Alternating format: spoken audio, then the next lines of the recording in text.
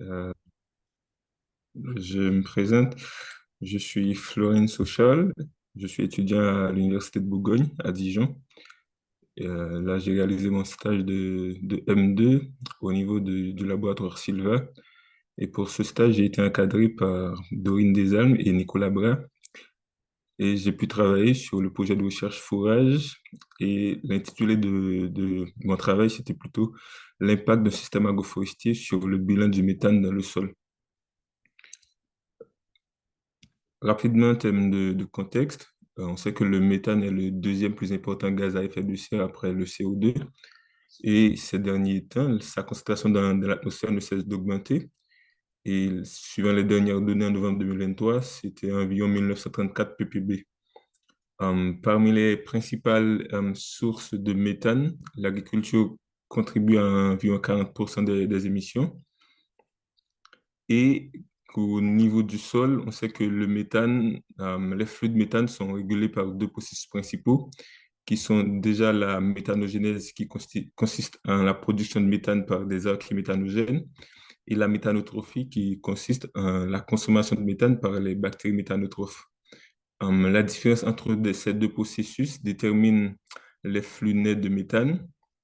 Quand ces flux nets sont négatifs, on parle plutôt d'absorption de méthane, et quand c'est positif, il y a plutôt d'émission qui peut se faire soit par ébullition, à travers les aéronchymes des plantes ou à travers le processus de diffusion.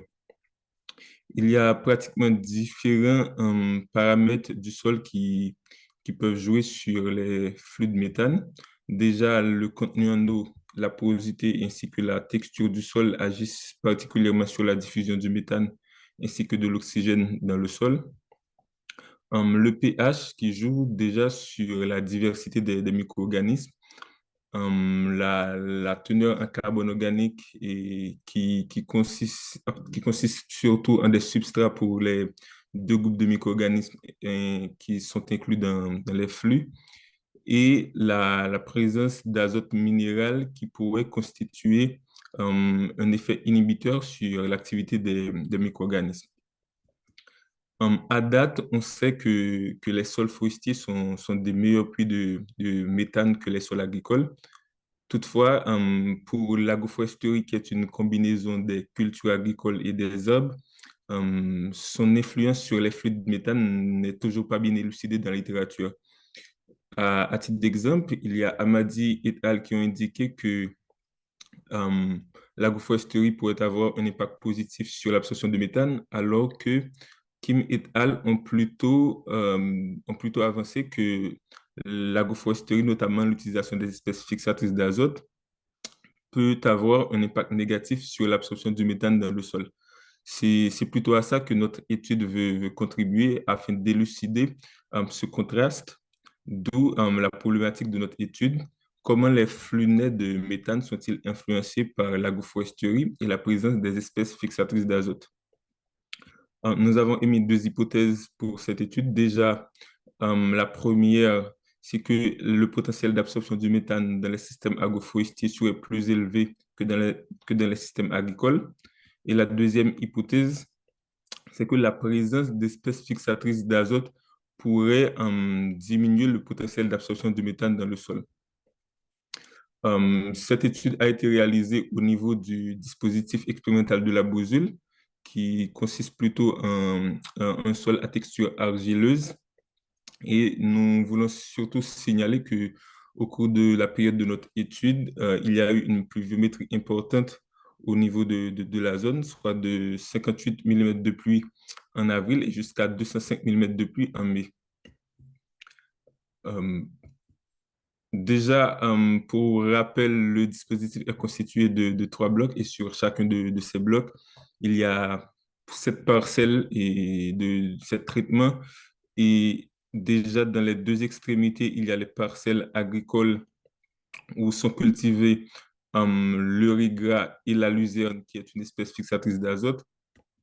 Après, on trouve deux parcelles agroforestières qui combinent déjà l'aulne à la luzerne et le peuplier, en fait, l'aulne au riz gras et le peuplier à la luzerne. Et au milieu se trouvent plutôt trois parcelles forestières où sont cultivés le peuplier et l'aulne en monoculture et les deux espèces et de façon associée. On a prélevé 126 échantillons de sol au niveau du dispositif pour notre étude et ces échantillons ont été prélevés suivant trois dates de prélèvement. Pour chacune des parcelles, on a prélevé 6 échantillons à chacune des dates de prélèvement, ce qui donne un total de 18 échantillons par parcelle. Les échantillons ont été collectés respectivement le 16 et le 26 avril, ainsi que le 13 mai. Afin d'uniformiser notre échantillonnage, en fait, le point d'échantillonnage consistait plutôt en un rectangle de 2,5 par 2 mètres qui, qui définit surtout les distances entre les arbres. Déjà, au niveau de ce rectangle, on a prélevé soit au pied de l'arbre, soit à un quart de distance ou à un demi de distance par rapport à l'arbre. Après avoir collecté les échantillons de sol à travers un cylindre de 8 cm de diamètre et de 5 cm de hauteur qu'on a enfoncé dans le sol, ces échantillons ont été ramenés au laboratoire où on a procédé tout d'abord aux mesures de flux de CH4, de CO2 ainsi que de H2O. Après la mesure des flux, les sols ont été tamisés à 2 mm et une partie a été séchée à 105 degrés pour la détermination du contenu en eau ainsi que de la densité apparente.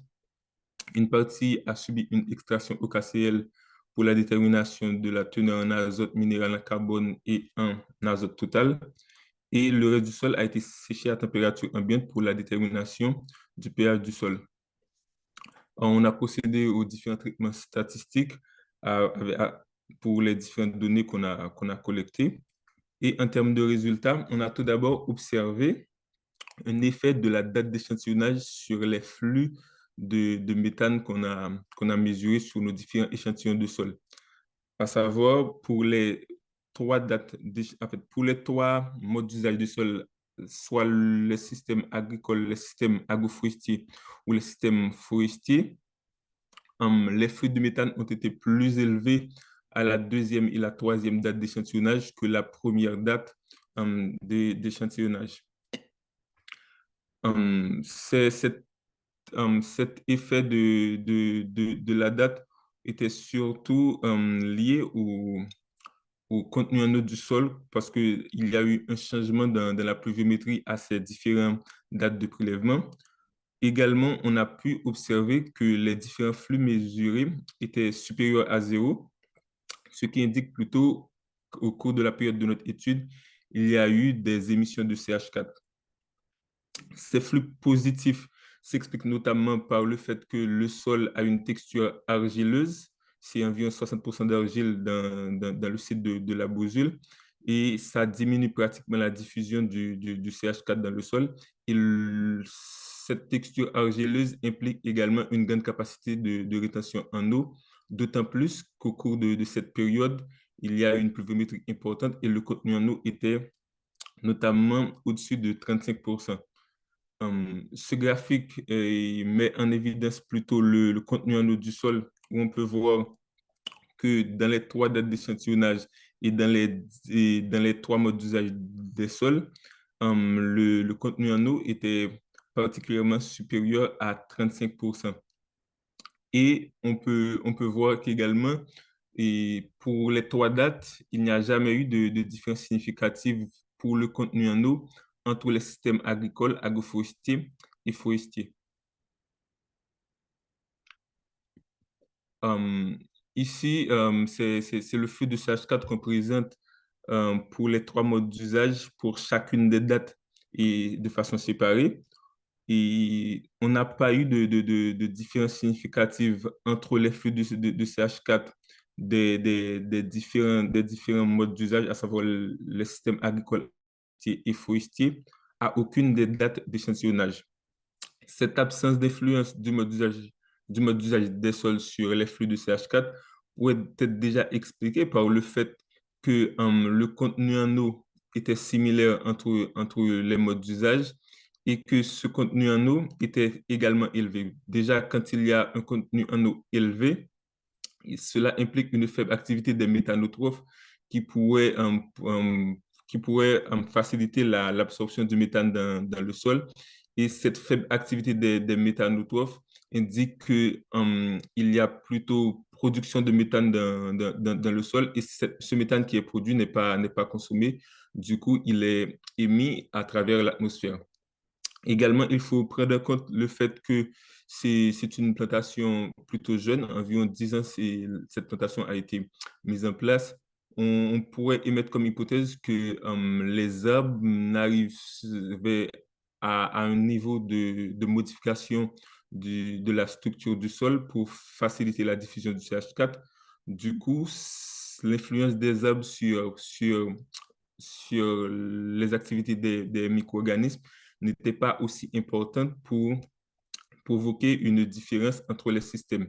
D'autant plus que notre étude a été réalisée après une période d'abattage des arbres. Les arbres étaient plutôt en période de reprise et leur influence n'était pas aussi énorme en termes de quantité d'eau prélevée dans le sol ou en termes de modification de la structure par les racines. L'autre aspect de notre travail, c'était surtout de regarder est-ce que les différentes espèces présentes avaient une influence sur les flux de méthane. On a pu voir que dans les systèmes agricoles, par exemple, on n'a pas eu de différence significative entre les flux émis par le riz gras et la luzerne, qui est une espèce herbacée fixatrice d'azote, et non plus dans la composante arborée, on n'a pas eu de différence significative entre les flux émis par l'espèce Aulne, qui est une espèce fixatrice d'azote, et le peuplier, et non plus l'association de ces deux espèces. Du coup, on a conclu que la présence des espèces fixatrices d'azote n'avait pas d'influence sur les flux de CH4 au cours de notre période d'étude. Ce qu'on a mesuré également et dans les différents paramètres physico-chimiques, c'est la teneur en ammonium et l'hypothèse selon laquelle la présence d'espèces fixatrices d'azote pourrait influencer les flux de CH4 se base sur le fait que il y a certains groupes de méthanotrophes qui pourraient absorber l'ammonium au lieu du CH4 et du coup, il y aurait une grande quantité de CH4 qui pourrait rester dans le milieu. Par contre, on n'a pas eu de différence significative entre la teneur en ammonium des différentes parcelles et les teneurs en ammonium mesurées étaient surtout faibles. Du coup, la quantité d'ammonium du milieu ne pourrait pas influencer les flux de méthane au niveau du sol. En somme, par rapport à notre problématique, on peut dire que les flux de méthane ne sont pas influencés par les systèmes agroforestiers ni par les présences d'espèces fixatrices d'azote au cours de notre période d'étude, ce qui nous amène à rejeter les deux hypothèses qu'on a émises au départ. Et toutefois, il faut préciser que ces résultats obtenus sont surtout liés à la période de l'étude qui était plutôt caractérisée par une pluviométrie importante parce que l'on sait que en période de contenu en eau important au niveau du sol, en fait, les effets de la présence d'arbres est minimisé au niveau des flux de CH4. Du coup, en termes de perspective pour une meilleure caractérisation des flux, on a souhaité à réaliser une nouvelle campagne d'échantillonnage sur la période estivale, ce qui n'a pas été possible puisque jusqu'en juin, il y a eu une pluviométrie importante. On savait que avec la pluviométrie qu'il y a eu, on allait avoir les mêmes résultats. On n'a pas pu réaliser de nouvelles campagnes. Mais pour une meilleure caractérisation, il fallait quand même regarder les flux à différentes saisons sur l'année. Autre aspect important qui devrait être aborder, c'est surtout regarder l'abondance et l'activité des micro-organismes. Et ces analyses sont en cours, mais on n'a pas encore les résultats pour présenter ici. Et un dernier aspect important, c'est surtout le fait de regarder les différents composés organiques qui pourraient être libérés par les différentes espèces présentes. Et cet aspect-là a été regardé en fait, est en train d'être regardé dans une autre tâche du projet que j'ai pas travaillé là-dessus. Voilà, et pour cette étude qu'on a pu réaliser au niveau du dispositif expérimental de la Bousille, et je vous remercie de votre attention. Merci beaucoup. C'était intéressant, mais bon, tu étais un peu déçu, peut-être qu'il n'y ait pas de différence. T'as rejeté tes deux hypothèses finalement. Bon, oui, c'est ça. Bon, après, c'est comme ça. C'est comme ça la recherche, bah oui, tu mets ça. Bon, oui. Est-ce qu'il y a des questions parmi les personnes présentes? Vincent, on t'écoute. J'espère que tout le monde m'entend. Bonjour. On Ouais, t'entend. bonjour, Vincent. Ok. Oui, alors je travaille aussi sur le méthane. Je connais aussi un peu la problématique et en fait, par rapport à la façon que tu t'es posé la question, l'hypothèse, je me suis demandé quand tu nous présentes les espèces, tu sais, tu les présentes par espèce. Et que ça soit la luzerne et l'aulne, en fait, tu les sépares et c'est des espèces qui sont fixatrices d'azote. Et je me suis demandé pourquoi tu les avais pas plotées, les espèces qui ne le sont pas, vs celles qui le sont. Alors, je vois, je me doute bien qu'il y a un moment où, en fait, il y a un mixte. Mais en fait, d'essayer de mettre la luzerne et l'aulne ensemble, en fait, pour n'avoir que comme caractéristique le fixatrice ou pas d'azote. Est-ce que tu as essayé ou est-ce que c'est pas pertinent, peut-être par rapport au protocole, je sais pas.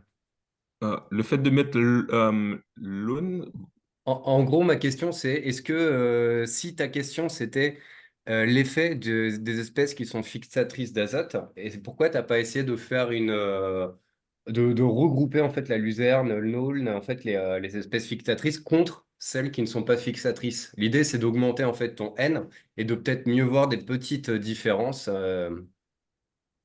entre les moyennes, quoi.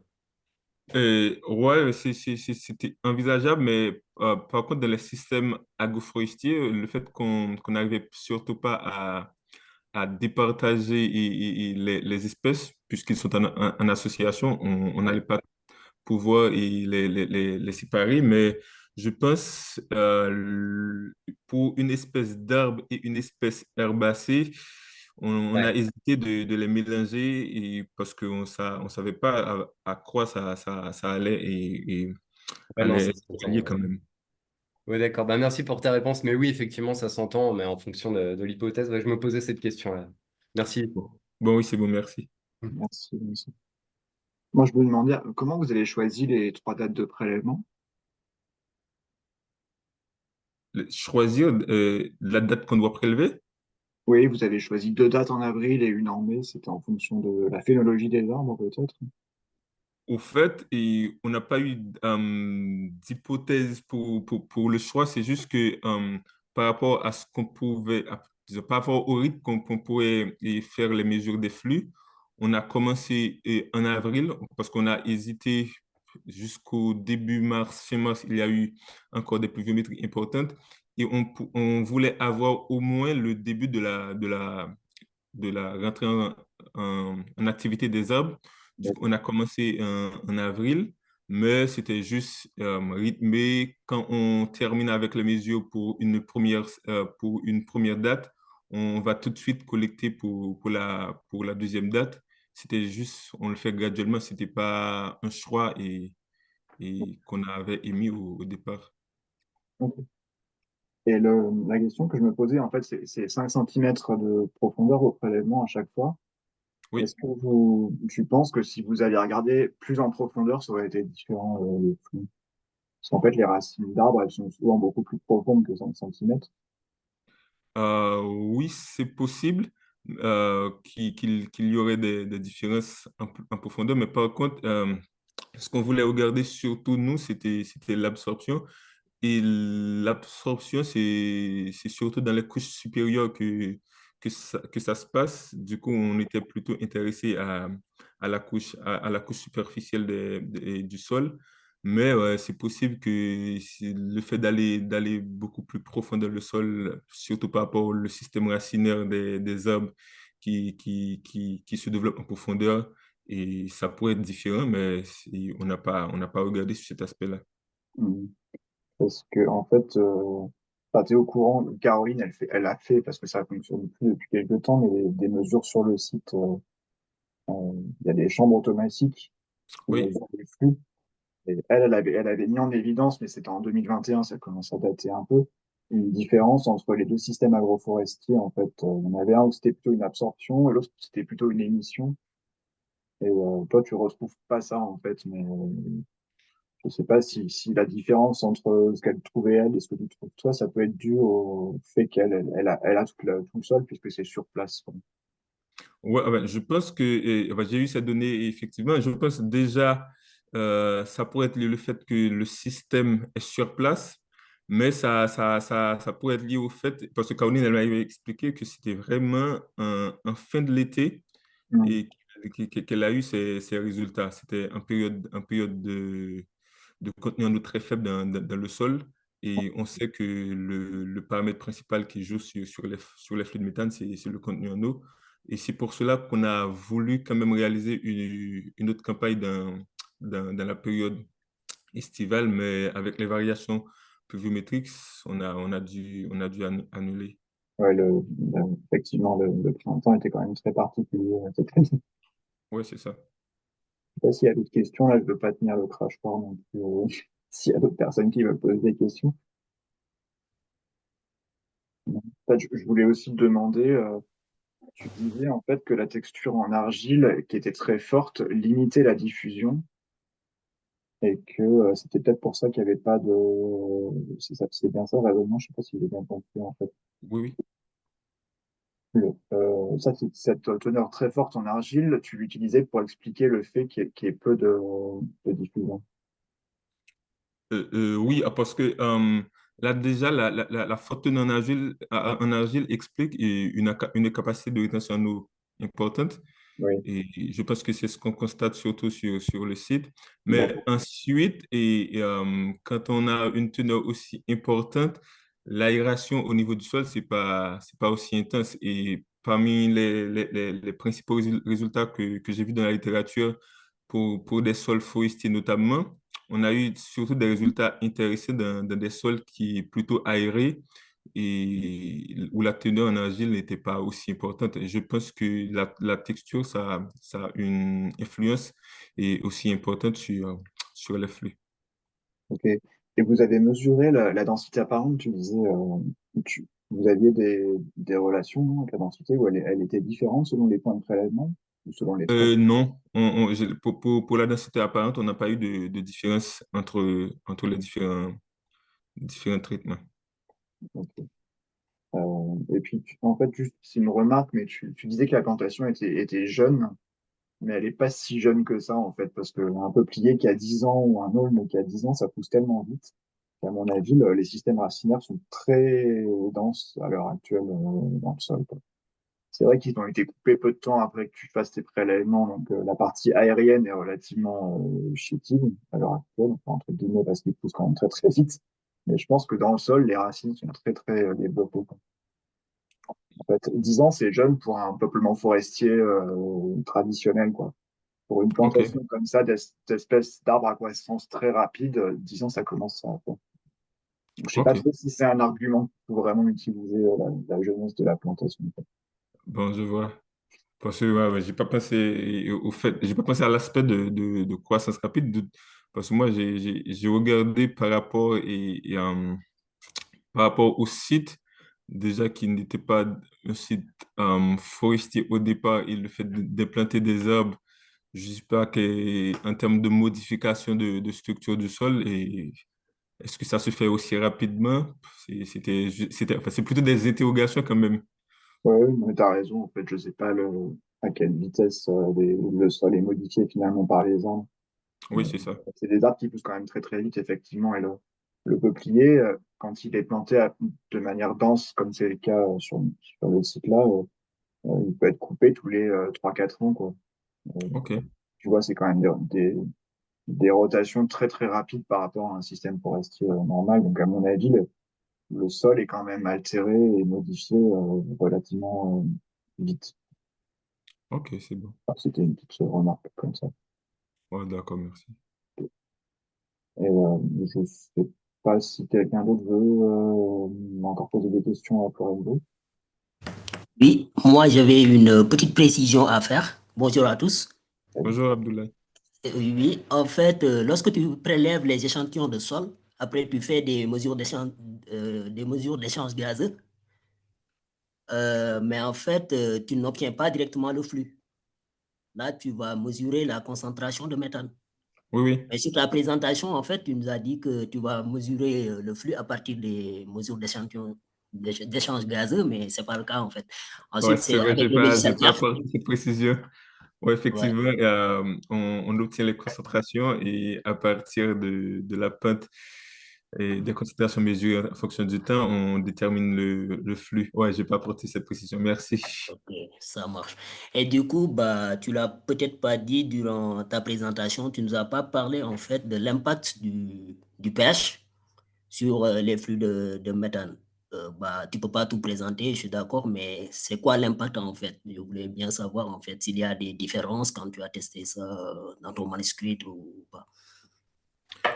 Au fait, pour le pH, en fait, le pH joue surtout sur les groupes de micro-organismes qui peuvent être présents dans le sol ou pas. C'est pour ça que je pense au début, je l'avais précisé que c'est surtout sur la répartition des micro-organismes. Mhm. Mais dans l'étude, j'ai eu des différences de pH pour pour les trois systèmes. Bon, j'ai eu des différences, mais par contre, j'ai été, comment dire, j'ai été prudent parce que là, les mesures de pH, je les ai effectuées pour les échantillons des deux premières dates, parce que j'avais pas eu le temps de réaliser la mesure de pH pour les échantillons de la troisième date. Du coup, les différences que j'ai eues, j'étais un peu prudent avec ça parce que pour moi, ça pourrait être lié au fait du nombre d'échantillons. Mais le pH, oui, les différences, mais j'arrivais pas trop à expliquer pourquoi cette différence de pH, puisque pour moi, pour mieux expliquer ça, il fallait avoir les résultats d'abondance microbienne pour voir déjà quel groupe de micro-organismes sont présents dans les différents traitements et en termes d'abondance, quels groupes ont une abondance beaucoup plus importante. Et comme ça, je pourrais le corréler avec le pH pour pouvoir mieux expliquer. C'est pour ça que je n'ai pas trop avancé sur les résultats de pH, parce que pour moi, ça doit être regardé de façon parallèle avec les données d'abondance microbienne. D'accord, ça marche. Merci. D'accord, merci. Et une question qui n'a rien à voir, que c'est quoi tes perspectives après tu cherches une thèse là, t'as Ah trouvé? oui, Pardon. normalement, j'ai eu ma thèse, c'est au Québec. D'accord, Là, j'ai eu déjà l'admission. Il faut juste que je finalise les processus d'immigration avant que je parte d'ici la fin du mois d'août, je pense. d'accord, bon, super. C'est quoi le sujet? C'est l'impact des pratiques culturelles en fait, les pratiques culturelles maraîchères sur sur les flux de gaz à effet de serre. Là, je vais regarder le CO2, le méthane et le N2O. Ok. Et Ouais. enfin, une dernière question là. Le N2O, justement, en fait, il est mesuré par Caroline sur le site. Ça, vous l'avez pas regardé du tout en laboratoire. Les flux de N2O, l'analyseur que vous avez à la fac ne mesure pas le N2O, je suppose. Non, il ne mesure pas le N2O. D'accord. Ok. Oui. Bon, bah super. Je sais pas si plus personne n'a rien à ajouter. Non. Bon. Merci beaucoup, Florenzo. D'accord, merci à vous. Bonne continuation. Ouais, j'espère qu'on restera en contact. Tu feras ce que tu fais pendant ta thèse. D'accord, merci. Et puis merci à tous et on reprendra nous les séminaires FACH à la rentrée. Je t'enverrai un calendrier pour que les gens puissent s'inscrire. Et bon après-midi à tous. D'accord, merci. Merci. Ciao. Salut.